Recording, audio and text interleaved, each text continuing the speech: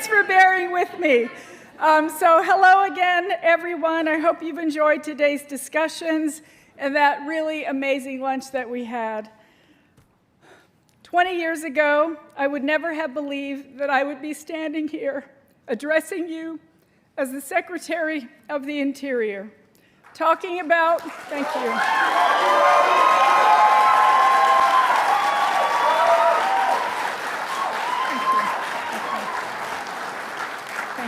Thank you.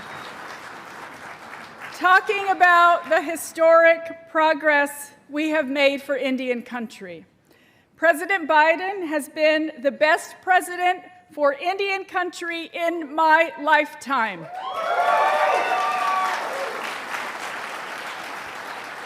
This is a president and an administration that truly sees Indigenous people and has worked tirelessly to address the issues in Indian country that have long been underfunded or outright ignored. From infrastructure to education to the crisis of missing and murdered Indigenous peoples, President Joe Biden has directed historic resources into the hands of tribal leaders who know best how to strengthen their communities.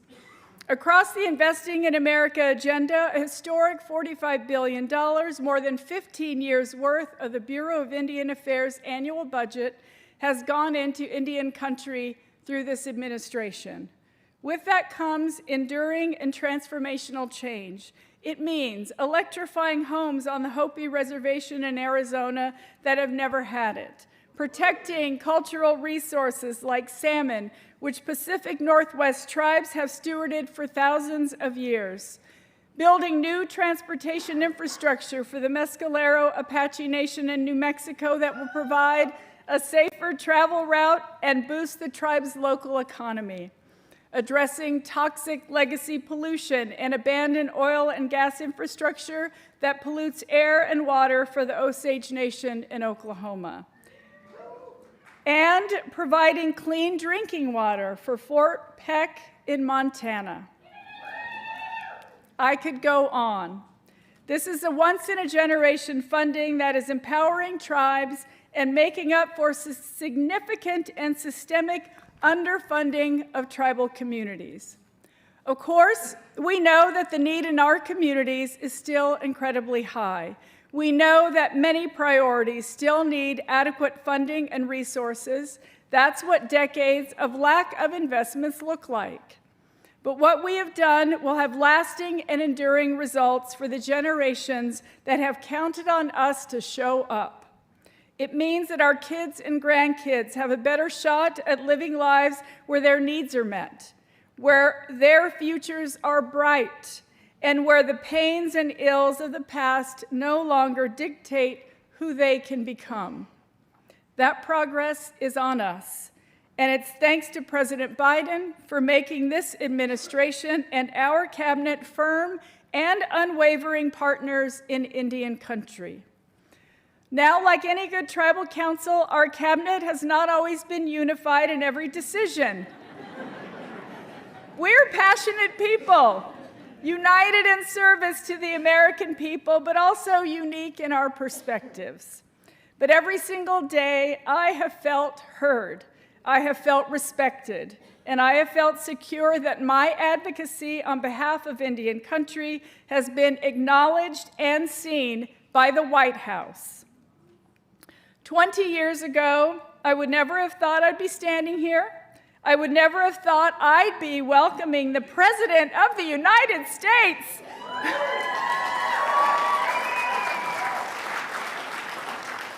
to come on stage and greet my relatives, friends, and colleagues from across the nation.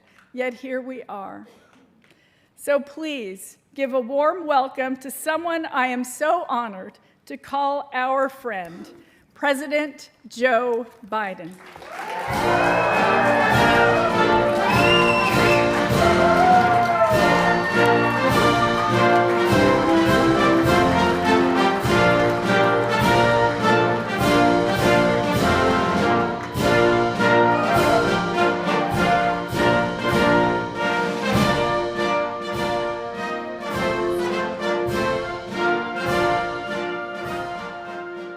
you'll bear with us for a moment before the President gives his remarks, Assistant Secretary Newland and I wanted to acknowledge the wonderful leadership by President Biden.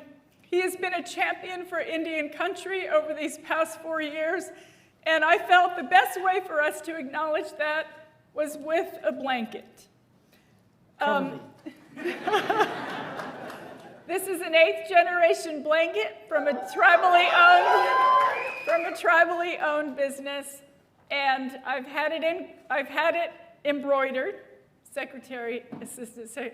It says Joe Biden, champion for Indian country, 2021 to 2024.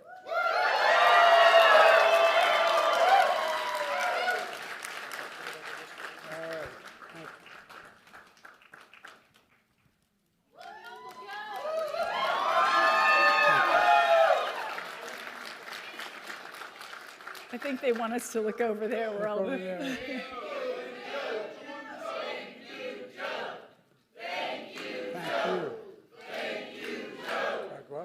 Yes, but let's take this off. Thank you, Mr. President.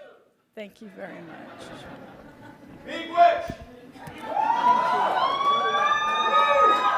I could have used that blanket when I was lighting that Christmas tree. Both of us were freezing, the Secretary. Thank you, Secretary Holland. Assistant Secretary Newland. Thank you, thank you, thank you. You know, it's the honor of my life to be a partner of the tribes throughout my presidency. I'm going to cherish this moment. You know, I was raised by a guy politically when I got here as a 29-year-old kid as a senator. I was raised by a guy named Danny Inouye. And I once used the phrase, tribe said, no, Joe, nations, nations.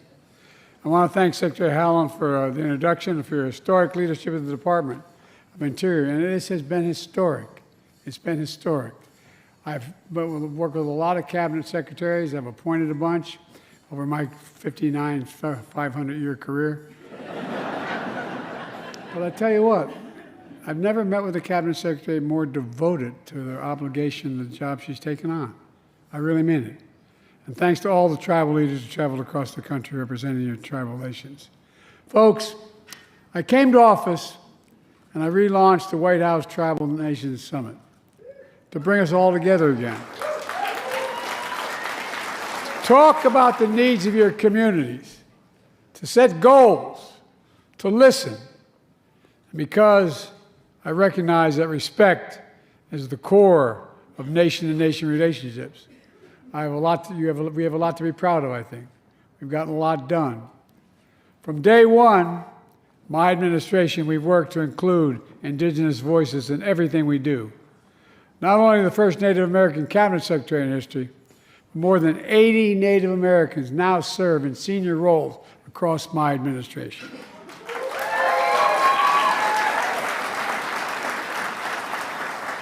I mean this sincerely. With their help, we've shaped our approach to Indian country with respect and matched our words with action.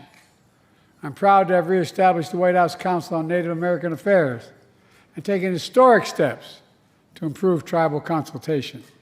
For example, you shared with me that too many federal programs treat tribes like they're subsidiaries of the government, like cities or counties, rather than tribal nations.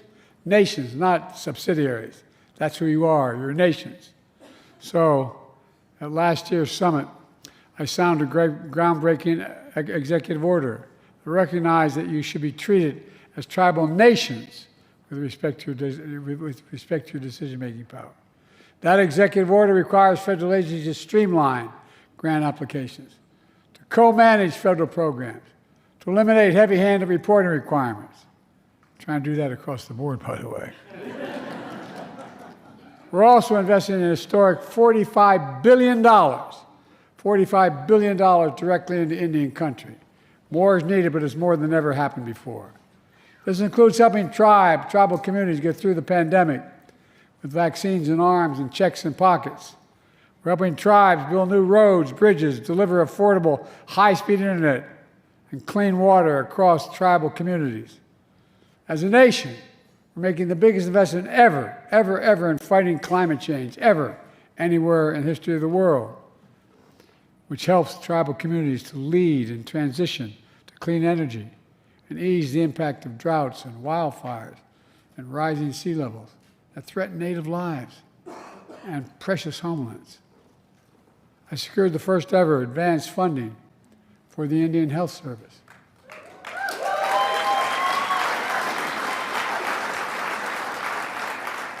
Where I come from, we call that a big deal. Indian Health Service, the tribal hospitals can plan ahead, order supplies, hire doctors, knowing the money will be there, not having to wonder. All told, in 4 years, we've created 200,000 jobs for Native Americans, a record low unemployment for Native communities. There's been an historic $8 billion increase in federal contracts awarded to Native businesses. And I'm proud, that's important, I think. I'm proud to have helped cut child poverty in tribal communities by more than 1/3 and more to do. The folks,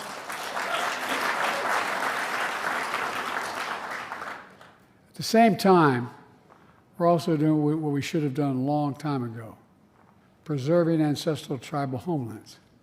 It really is important. It really is important. One example is restoring salmon fishing, which historically has been very important to Native communities. You know, I think it's very important that we memorialize Native culture and history by restoring and designating multiple national monuments that honor tribal nations and protect their homelands. From Bears Ears to Spirit Mountain, which comprise nearly 2 million acres combined, will be preserved in perpetuity forever, ever, ever.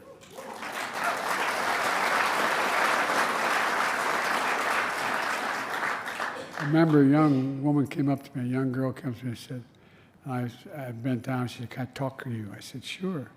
She said, "Can you take care of Bears Ears?" I said, "I beg your pardon? Can you take care of Bears Ears?" I thought she wanted me to capture a bear, you know.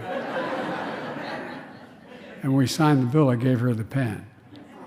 Look, it's sacred, it's magnificent.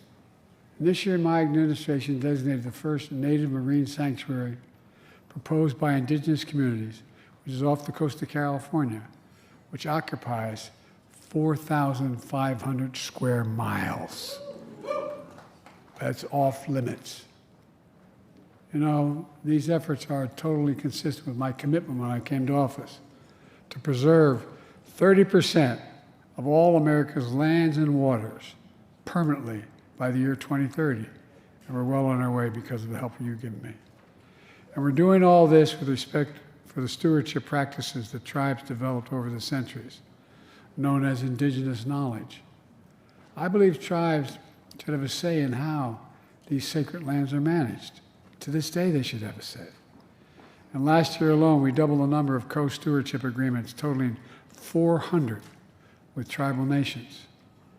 All of this is a stark cry from the failed policies of the past.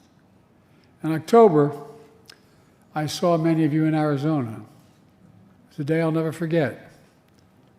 On behalf of the American people, I felt it was really important for a President of the United States to stand up and right a wrong that had been ignored for a long time, and apologize for the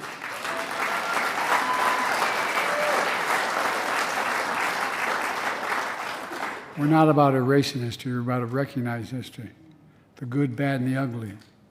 I apologize for the federal Indian boarding school era, a dark chapter that spanned 150 years from 1960, in which entire generations of Native children were literally stolen from their families and tribes and sent away to boarding school.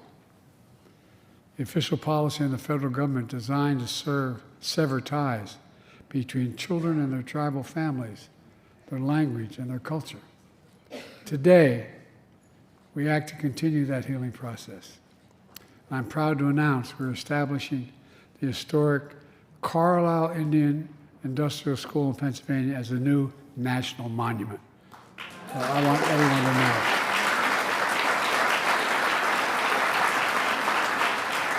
I don't want people forgetting 10, 20, 30, 50 years from now, pretend it didn't happen. The Carlisle Indian School was the first off-reservation federal Indian boarding school for Native children that were taken to, the first one. About 7,800 children from more than 140 tribes were sent to Carlisle, stolen from their families, their tribes, and their homelands. It was wrong.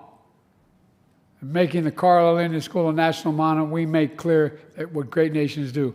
We don't erase history, we acknowledge it, we learn from it, and we remember so we never repeat it again.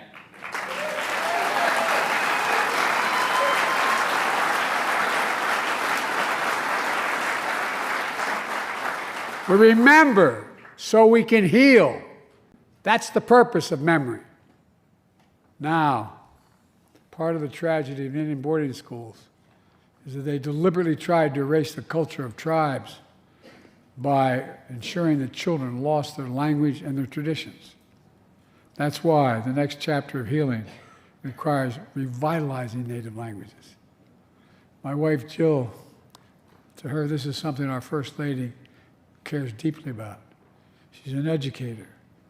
In her first trip with Secretary Howland, she visited the language immersion program of the Cherokee Nation in Oklahoma. Jill saw Native children light up, as they recited words their ancestors once spoke. Over 3/4 of the remaining Native languages are in danger of being lost forever. That's why today my administration is moving ahead on a 10-year plan to revive Native languages in a serious effort.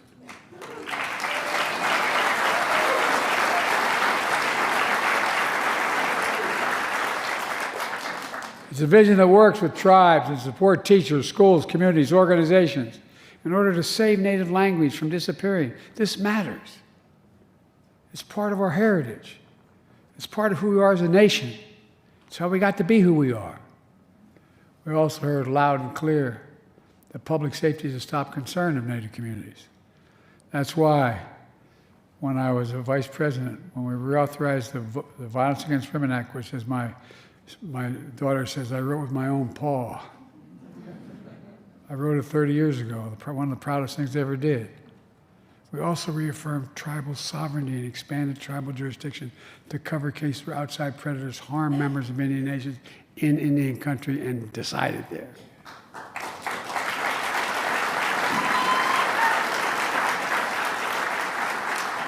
I also signed an executive order to improve public safety and criminal justice to address the crisis of missing or murdered Indigenous people. These efforts, and all of our efforts, are a matter of restoring dignity that was taken away from tribal nations. Dignity. My dad used to say, Joey, and I mean it sincerely, everyone is entitled to be treated with dignity. A word most often used in my family by my dad. Dignity. That's the foundation of our nation-to-nation partnership. Let me close with this. This is my final White House Tribal Nation Summit as your president. It's been an overwhelming honor, and I mean it sincerely, an honor of a lifetime to usher in a new era of tribal sovereignty and self-determination. A new era grounded in dignity and respect that I've seen and experienced in many ways. In October, I had the honor to bestow one of our nation's highest medals, the National Medal of Humanities, on Joy Harjo, the first Native American to serve this nation as Poet Laureate. She once wrote, and I quote, "You are a story fed by generations. You carry songs of grief, triumph, and loss. Feel their power as they ascend with you, as you walk, run swiftly, even fly into infinite possibilities." End of quote. To all the tribal nations, I say thank you, and I mean it sincerely. Thank you for your partnership. Thank you for your trust in me. But most of all, thank you for your friendship. And always believing, as I do, that the possibilities of our nation are limitless. I was once asked when I spent more time with Xi Jinping of China than any other world leader has, over 108 hours alone with him. I was on the Tibetan Plateau with him in China. And he looked at me and said, "Can you define America for me?" And this is on the record. I said, "Yes, one word." He looked at me through a translator. I said, "Possibilities." In America, we believe anything is possible if we do it together. And that's what we've done, damn it. We're going to continue doing it. Thank you.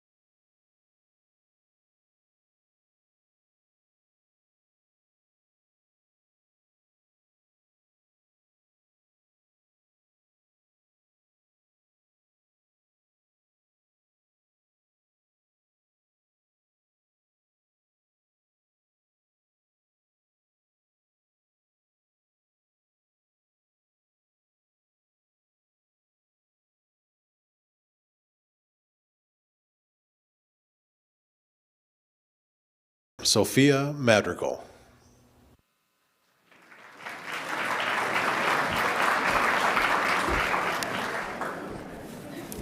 Miahue, Achima, Buju, hello. My relatives, elders, and tribal